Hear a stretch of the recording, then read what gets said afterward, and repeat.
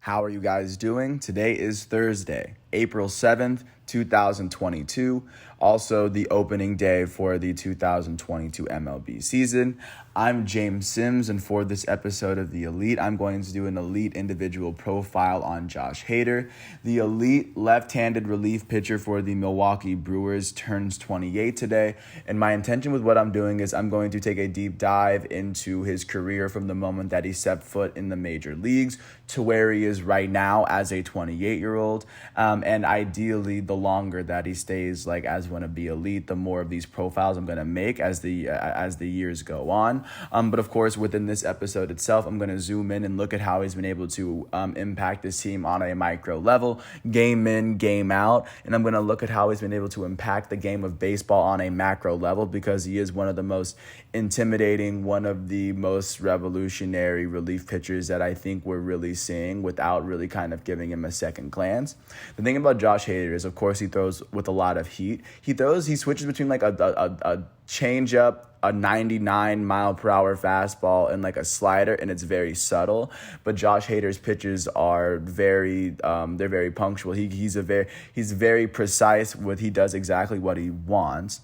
He's one of a few pitchers that has pitched a combined no-hitter. He has three MLB records at this moment as a 28-year-old.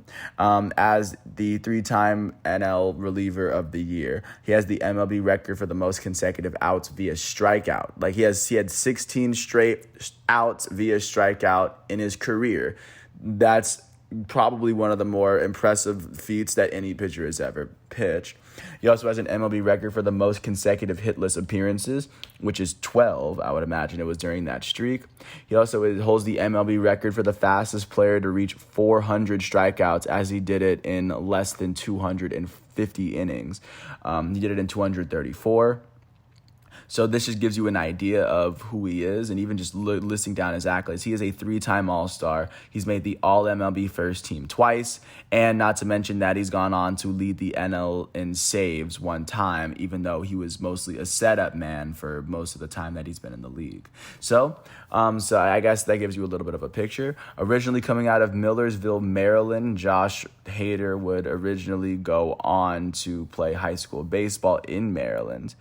He would go on to play community college ball at Anne Arundel Community College in Maryland. He would go on to be taken in the 19th round of the 2012 MLB draft. And of course, just for context, Carlos Correa was the first pick of that draft. Other notable players in the first round of that draft were Max Fried, the starting pitcher for the defending champs Atlanta Braves. He was taken by the Padres. Lucas Giolito was taken in the first round of this draft by the Nationals before he went to the White Sox. Corey Seager was drafted by the Dodgers out of high school with the 18th overall pick. Marcus Stroman, the Mets starting pitcher, was drafted out of Duke. Jose Barrios was taken in the supplemental first round by the Minnesota Twins. A bunch of really good players. Even the first baseman for the Braves, Matt Olson, was drafted out of a Georgia high school in this first round as well. But like I said, 2012, Josh Hader would be taken in the 19th round by the Baltimore Orioles. He was the 582nd overall selection. He would go on to get moved around a couple times. When he first got to Baltimore, apparently his fastball was about 94, 95 miles an hour. He would go on to get moved to the Houston Astros organization before getting moved to the Milwaukee Brewers in 2015. The Brewers invited him up to spring training in 2016, and Josh Hader would go on to make his debut for the Milwaukee Brewers in his age 23 season in 2017.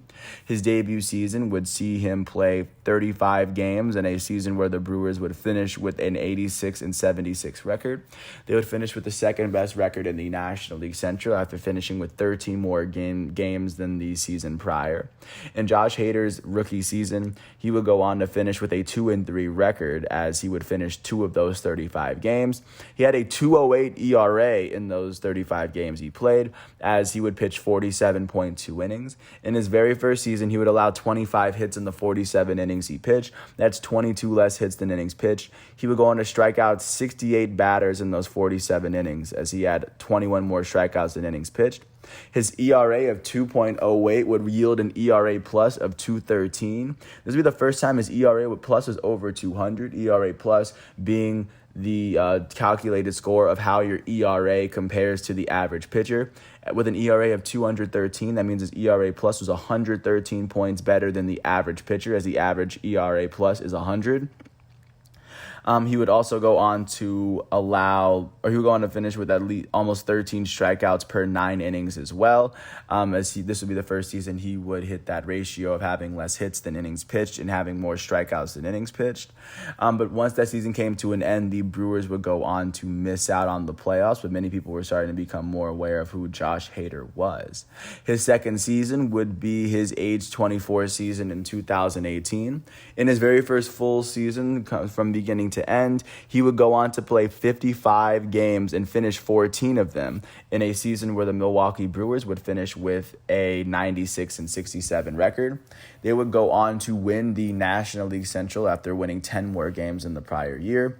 They would go on to make the playoffs for the first time since 2011, so that would be a very big season for them as well, after 6 straight seasons of not making the playoffs. Hader's first season would see him finish with a 6-1 record, as he had a 2.43 ERA over 81.1 innings. He would finish with 12 saves. This would be the first time he would register saves in his career. In his 81 innings he's pitched would be the most innings that Josh Hader would pitch in a season. In the 81 innings he pitched, he allowed 36 hits, which is 45 less hits than innings pitched. He would strike out 143 batters. That is the most strikeouts he ever put together in a season. That is the first time that Josh Hader would, of course, cross the 100 strikeouts threshold. He would throw 62 more strikeouts than innings pitched to, of course, hit that ratio of having more strikeouts than innings pitched and more innings pitched than hits. He would go on to finish with an ERA plus of 168, meaning his ERA of 243 was 68 points better than the average pitcher. He would finish with an average of 15.8 strikeouts per 9 innings, and he also almost averaged 5 strikeouts per every walk he threw.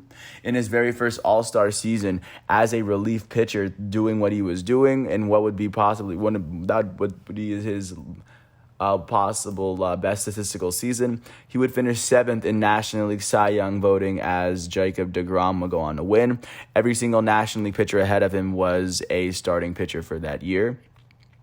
At the end of 2018, Josh Hader would also be named the National League Reliever of the Year for the very first time. And also in 2018, this would also be the year where he would register 16 consecutive outs via strikeout.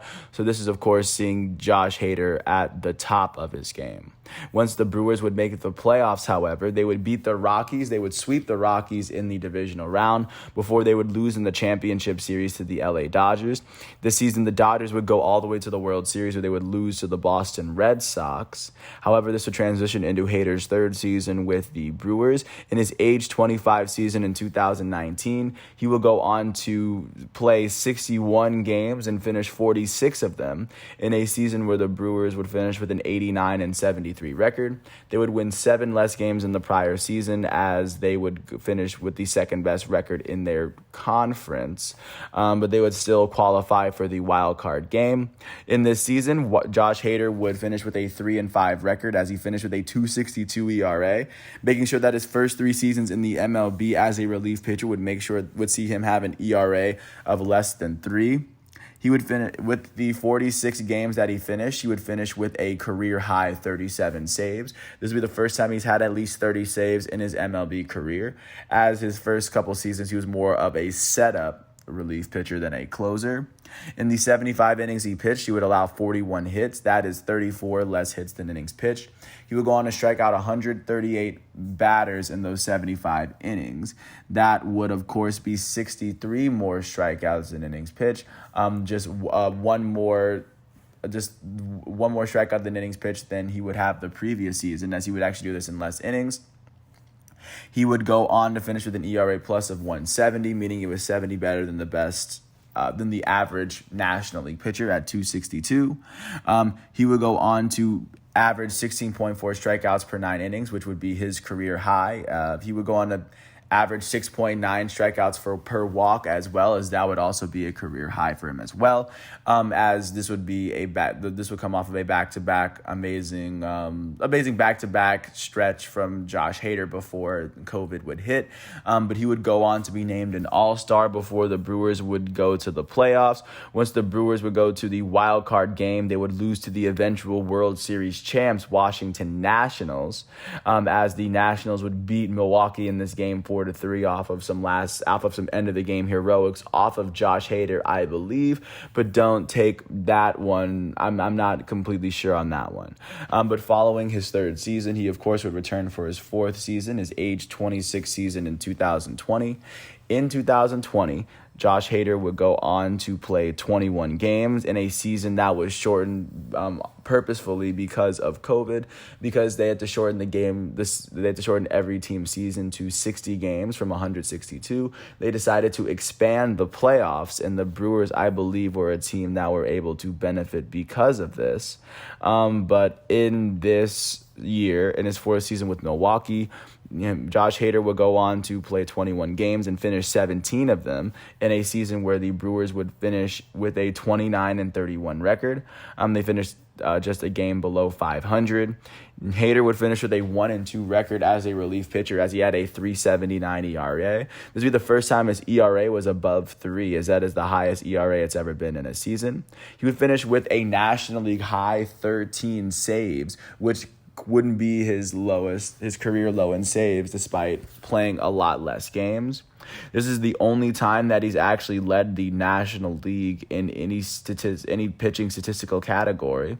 In the 19 innings he pitched, he would allow only 8 hits. That's 11 less hits than innings pitched. He would strike out 31 batters in those 19 innings as well. That's 12 more strikeouts than innings pitched. This would be the fourth year in a row he had less hits than innings pitched, and that he would have more strikeouts than innings pitched as well. With a 3.79 ERA, he would finish with an ERA plus of 122, meaning it was 22 points better than the average pitcher. He would go on to, this would be the fourth year in a row, he would average less than 1 walk or hit per inning that he would pitch. He would average at least 12, or he would average 14.7 strikeouts per 9. This would be the fourth year in a row. He's averaged at least 12 strikeouts per 9 innings, and he would average about 3 strikeouts per walk. They did not name All-Stars this season, but I would imagine Josh Hader would have been named an All-Star. But he was able to help the Brewers make it into the playoffs, which is the whole reason of baseball anyway. But once they made it to the playoffs, they would end up losing in the wild card round to the eventual World Series champs, LA Dodgers. This would be the second year in a row they lost their very first series to the eventual World Series champs. Oh, and it didn't stop there. This would lead to Josh Hader's 5th and most recent full season with the Milwaukee Brewers. As of right now, his 6th season hasn't started, but I'll get to that in a second. Josh Hader's age 27 season in 2021 would see him play 60 games and finish 42 of them in a season where the Milwaukee Brewers would win the National League Central with a 95-67 record. That would be 6 more wins than their last full season as a team. But regardless, Josh Hader would go on to finish with a 4-2 record as he finished with 38 saves in those 42 games that he finished. This would be the second time in his 5-year career that he would finish with at least 30 saves in a season. He would finish with a 1.23 ERA. This would be the first time his ERA was below 2. This would be the 4th time in his first 5 years that his ERA was below 3 as well. And having it below 3 is an incredibly elite feat. In the 60 games he played, he would pitch 58.2 innings. In those 58 innings, he would allow 25 hits. That is 33 less hits than innings pitched. He would strike out 102 batters. That would be 44 more strikeouts than innings pitched, as that would be the 5th year in a row he was able to maintain that ratio, as he's been doing that for half a decade now. He would finish with an ERA plus of 348. That is the highest that he's ever had in his career. 248 points better than the average pitcher is insane. Having a 1.23 ERA just on itself in 60 innings is amazing. But of course, in the midst of all that, he was able to average 15 and a half strikeouts per 9 innings. This is the 3rd time in his first 5 years he was able to average at least 15 of them. He would also average 4.25 strikeouts per walk. He would go on to be named an All-Star for the 3rd time in his 5-year MLB career, in his 4th full MLB season as a relief pitcher, the other season being the COVID season.